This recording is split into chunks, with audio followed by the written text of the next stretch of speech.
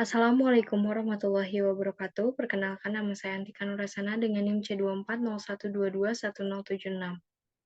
Di sini saya akan memaparkan seminar hasil dari kajian analisis pertumbuhan reproduksi dan makanan ikan salam Skomber japonicus hautuyun 1782 yang ditangkap di Selat Sunda. Saya merupakan anggota dari kelompok 6 yang dibimbing oleh Raden Muhammad Naufal Maheswara. Dalam kajian tersebut, dinaungi oleh mata kuliah Biologi Perikanan yang dinaungi oleh Laboratorium Biologi Perikanan Manajemen Sumber Daya Perairan Fakultas Perikanan dan Ilmu Kelautan Institut Pertanian Bogor pada tahun 2023.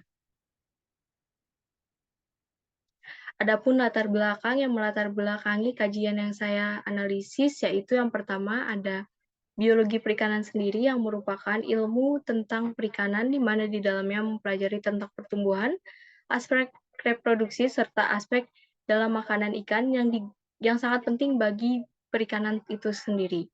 Lalu Indonesia merupakan negara yang terdiri atas pulau-pulau atau sering disebut sebagai negara archipelago, karena dari Sabang sampai Merauke merupakan negara dengan pulau-pulau, di mana pulau-pulau tersebut biasanya dihubungkan oleh sebuah perairan. Salah satunya yaitu Pulau Sumatera dan Pulau Jawa yang dihubungkan dengan Selat Sunda. Selat Sunda merupakan selat yang juga menghubungkan Laut Jawa dengan Laut Samudra Hindia. Selat Sunda tersebut merupakan selat dengan komoditas terbanyak atau sumber daya terbanyak, salah satunya yaitu ikan salam. Ikan salam merupakan ikan pelagis kecil yang hidup pada kedalaman 300 meter. Ikan salam tersebut juga merupakan ikan yang naik ke permukaan pada malam hari. Ikan salam memiliki nilai ekonomis yang tinggi, di mana ikan salam banyak digunakan dalam kehidupan sehari-hari dan juga merupakan sumber daya yang terus diambil hingga saat ini, sehingga menyebabkan salah satunya yaitu pemanfaatan yang kurang berkelanjutan atau disebut sebagai overfishing. Dalam hal ini, saya memiliki kajian atau analisis dengan tujuan untuk agar dapat diketahui pertumbuhan, reproduksi, serta makanan ikan yang dapat digunakan sebagai kajian untuk menghindari overfishing atau dapat digunakan sebagai kajian untuk kedepannya agar ikan salam dapat terus terekspor atau dapat terus terdapat dalam Selat Sunda ini tanpa adanya overfishing atau penangkapan yang berlebihan. Lalu ada metode yang digunakan. Yang pertama ada waktu. Waktu dari kajian analisis ini dilaksanakan pada bulan Agustus 2023 hingga bulan November 2023, bertempat di Laboratorium Biologi Perikanan, Departemen Manajemen Sumber Daya Perairan, Fakultas Perikanan dan Ilmu Kelautan, Institut Pertanian Bogor. Adapun alat bahan yang digunakan dapat terlampir pada layar. Prosedur kerja. Prosedur kerja terbagi menjadi 3 aspek. Yang pertama ada aspek pertumbuhan, ada aspek reproduksi, dan juga ada aspek makanan ikan. Di mana pada aspek reproduksi ini dibagi lagi menjadi 3, yaitu ada metode gravimetri, gabungan, serta volumetrik. Prosedur kerja dapat terlampir di layar. Lalu di sini ada analisis data yang juga ada 3 aspek, yaitu pertumbuhan, reproduksi, serta makanan ikan, di mana terdapat rumus-rumus yang telah terlampir di layar. Lalu ada hasil. Yang pertama ada hasil dari aspek pertumbuhan, di mana ada distribusi frekuensi panjang. Dalam distribusi frekuensi panjang dari gabungan jantan betina, dapat dilihat bahwa pada selang kelas 180 hingga selang kelas 190 memiliki distribusi frekuensi panjang tertinggi. Lalu pada selang kelas 158 hingga 168, baik pada jantan, total maupun betina, distribusi frekuensi panjangnya terendah. Lalu ada hubungan panjang dan bobot, dapat dilihat dengan total sampel atau ikan yang dikaji berjumlah 210, baik pada gabungan, jantan maupun betina, memiliki nilai B yang lebih kecil daripada 3. Dalam artian, pola pertumbuhannya termasuk ke dalam alumetrik negatif, di mana dalam alumetrik negatif bahwa panjang lebih mendominasi dibandingkan dengan bobot. Lalu ada nilainya yang terlampir pada tabel di bawah. Lalu ada faktor kondisi gabungan, jantan, dan juga betina. Faktor kondisi pada gabungan jantan dan betina dari ketiga grafik memiliki faktor kondisi terbesar pada bulan Mei, lalu memiliki faktor kondisi terkecil pada bulan Juli. Lalu ada hasil dari reproduksi yang tadi ada nisbah kelamin. Nah, di mana dari data dapat dilihat bahwa pada bulan kelima dan ketujuh memiliki kesimpulan yaitu seimbang. Lalu pada bulan ke-9 dan juga total memiliki bulan yang tidak seimbang. Di mana bukan bulan. Lalu pada bulan ke-9 dan total memiliki hasil yang tidak seimbang.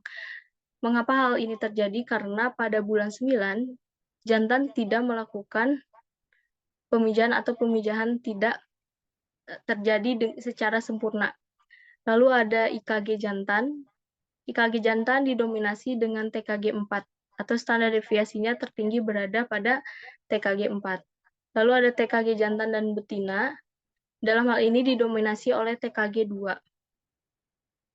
Baik pada jantan maupun pada betina dapat terlihat pada layar. Lalu ada masih hasil aspek reproduksi, yaitu ada hubungan fekunditas, panjang, dan tubuh, di mana pada panjang mempengaruhi fekunditas sebanyak ikan 23.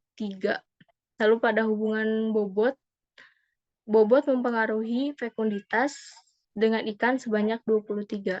Lalu ada diameter telur.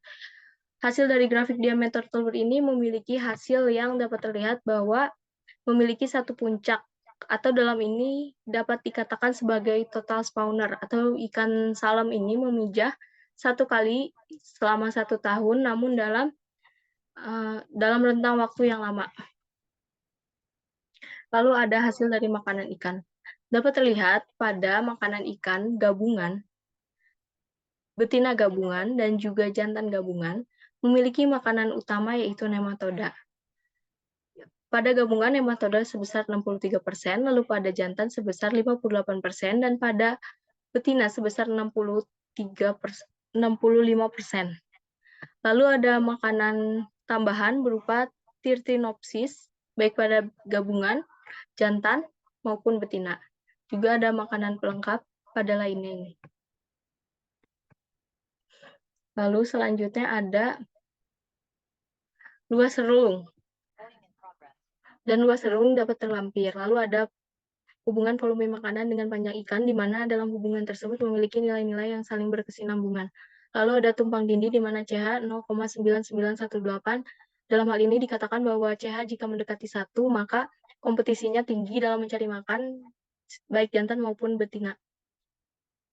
Lalu berarti dalam CH ini termasuk ke dalam selektif. Lalu ada pur atau panjang usus relatif. Dapat diketahui bahwa nilai pur 0,4266 kurang dari 1, maka ikan tersebut dapat disimpulkan sebagai ikan karnivora. Lalu dilanjut. Nah, kepada penutup ada kesimpulan. Kesimpulan yang diperoleh dari hasil kajian, yang pertama ada pola pertumbuhan ikan salam adalah alometrik negatif atau hubungan panjang lebih dominan dibandingkan hubungan bobot. Lalu ada TKG ikan salam jantan dan betina yang didominasi oleh TKG 2. Yang ketiga ada pola pemijahan, merupakan total spawner atau memiliki satu puncak, di mana hanya sekali pemijahan. Lalu ada makanan utama pada ikan salam yaitu nematoda. Karena makanan utamanya nematoda, maka ikan tersebut merupakan ikan karnivora atau pemakan daging atau hewan. Yang terakhir ada kompetisi ikan salam jantan dan betina rendah. Kompetisi yang rendah maka selektif. Sarannya, ikan salam merupakan salah satu komoditas ekspor penting yang masih dibahas dalam kajian ini, sehingga perlu dilakukan kajian lebih lanjut untuk menganalisis ikan salam tersebut, dan perlu dilakukan kajian lebih lanjut beserta jika ada penelitian lebih lanjut, agar nantinya ikan salam komoditas tetap terjaga nilai ekonominya serta tidak akan terjadi overfishing. Sekian seminar hasil dari saya. Mohon maaf apabila ada kesalahan, baik pada kesalahan pemaparan maupun video yang terlihat kurang jelas. Wassalamualaikum warahmatullahi wabarakatuh.